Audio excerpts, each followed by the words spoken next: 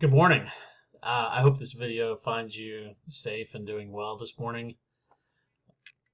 I had a couple of questions regarding our next assignment, which is the formal outline of the research essay. If you click on that, there are a couple of resources available. You're submitting an outline of your research essay.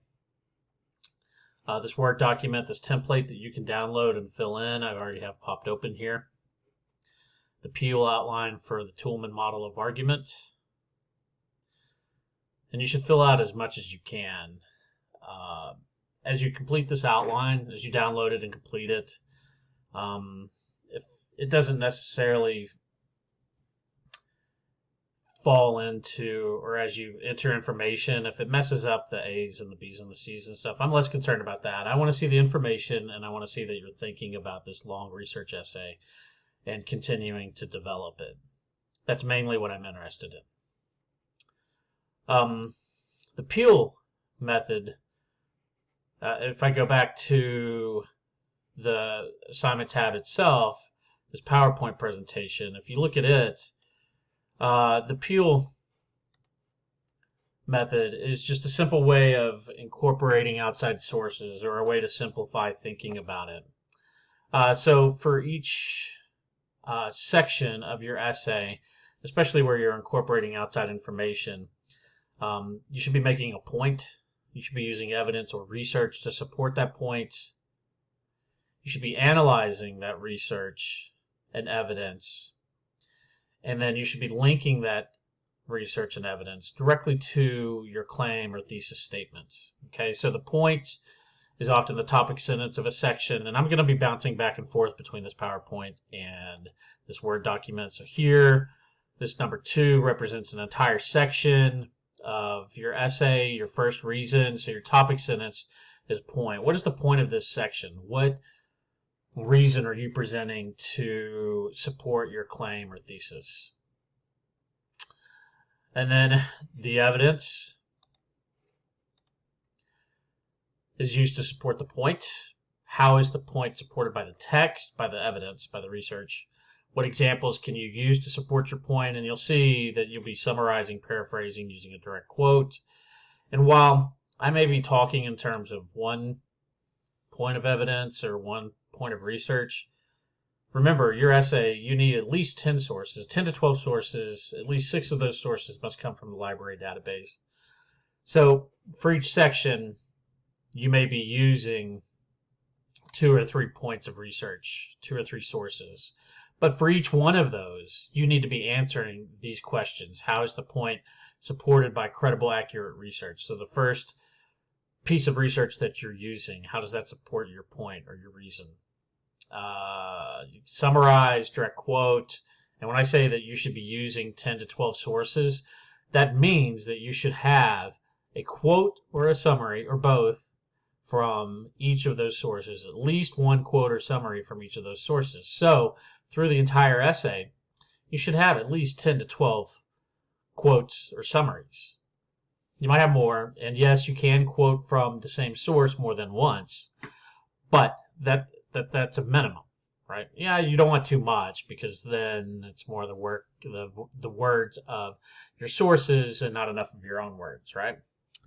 Okay, so for each point of evidence, summarize, and then you should be providing the author. You should be providing context, which includes the author, the title of the work, the year of publication, the place of publication, who wrote it, what's the title of it, when was it published, and where was it published. Those are all important pieces. Then you should have the quote or summary itself. And then the parenthetical citation giving a page number, if it's a source with page numbers, or a paragraph number if it's an online source perhaps that doesn't have page numbers.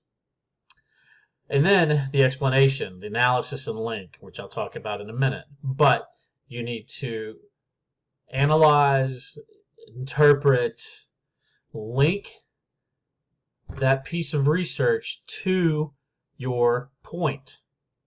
So here, analysis, what does the summary or quote mean? What do you think it means? Why is the evidence important, significant, meaningful? Why is it important to this reason? Why are you using it? And then the link. How does this point and its associated evidence relate to your thesis statement? And there may be some overlap in those things, but it is important that every time you use a source, you're doing those four things, right? Especially the evidence, the context where you're introducing the author, the title of the work, the year of publication, giving the quote, the parenthetical citation, and then the analysis and the linking part of it. If you're not doing all of that, your quotes are going to seem like they're just randomly chosen and dropped in out of the blue. And that's not what you want. You want to provide a full explanation to your reader. Why am I using this piece of evidence to support my reason? And how does that reason and this evidence support my thesis statement or my claim? You want all of that information. In a very practical way, that gives you page length, right? That increases your word count and gives you page length, okay? So for each section, let me go back to the PowerPoint.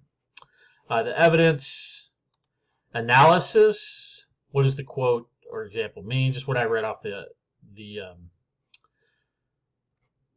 just what I read off of the outline. Sorry about that. Just what I read off of the outline. What does the quote or example mean? How does it relate to your overall argument? Why is this information important, significant, or meaningful? And then the link. How does your evidence connects the evidence and explanation to the main point? How does your evidence and explanation connect to your main point and thesis statement? It's okay to repeat the steps, and that's what you should be doing for each piece of research that you're using.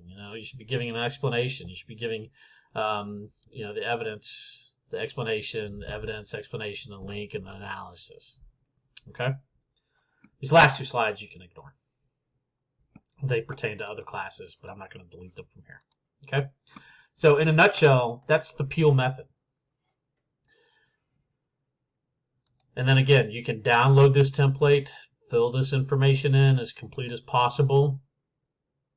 It should be to get full credit for this assignment. If I click back on it, you should be filling this in. In the past, I've had students who just download this template and re-upload it, and it doesn't have any information in it. And that's going to earn you a 0. Okay? You should be, again, this is kind of a think check. I want to see that you are working on your long research essay. And so long as you can demonstrate that you are thinking about it, that's really all I care about. And that's what will earn you 100%. If it looks like it's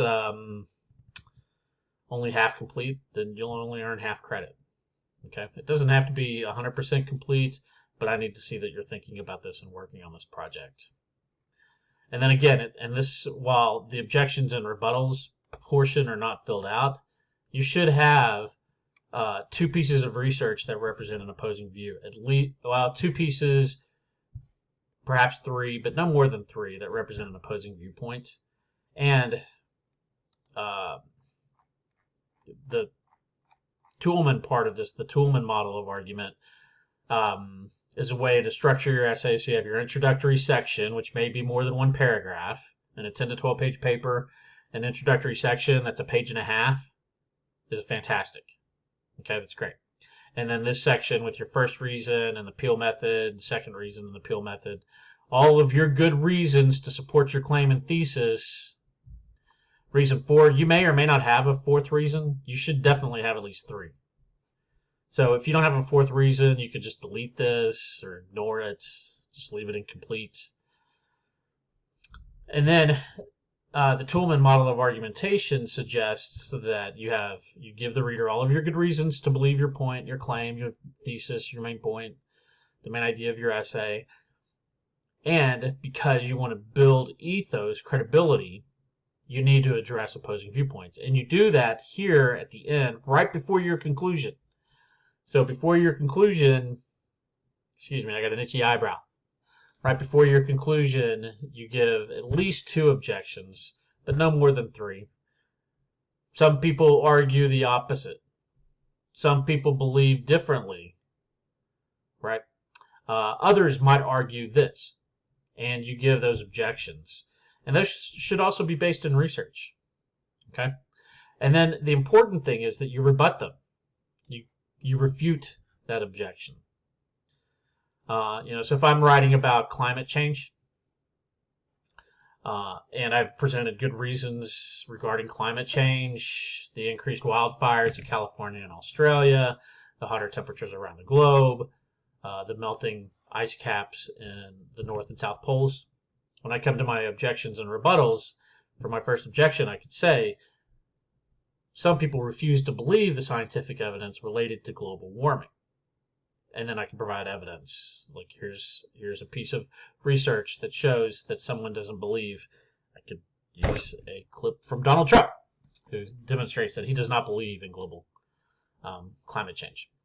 Objection number 2: some people believe that the Earth is warming, but these people refuse to believe that it's man-made. And then I could demonstrate that. That's an opposing viewpoint that's different than the first one. People who say, no, global warming is not real, it's a hoax. And then my second objection, people believe that global warming exists, but it's not man-made. It's not from carbon footprints and plastics in the ocean and emissions and things like that. Okay, so those are objections, and I present them right here to demonstrate that I'm credible. I'm not ignoring the opposing viewpoints, and then boom, I have my conclusion. Right? That is the formal outline of your long research essay. The good news is that once you have that done and your annotated bibliography, it should help tremendously to put together your long research essay. When you submit your formal outline, you'll have your structure. When you submit your annotated bibliography, you'll have all of your research complete. Okay, I'll keep this short. If you have any further questions about this, let me know. Shoot me an email. That's really the only way that I know if you have questions or not. Okay? Stay safe. Continue working hard. And I will talk to you later.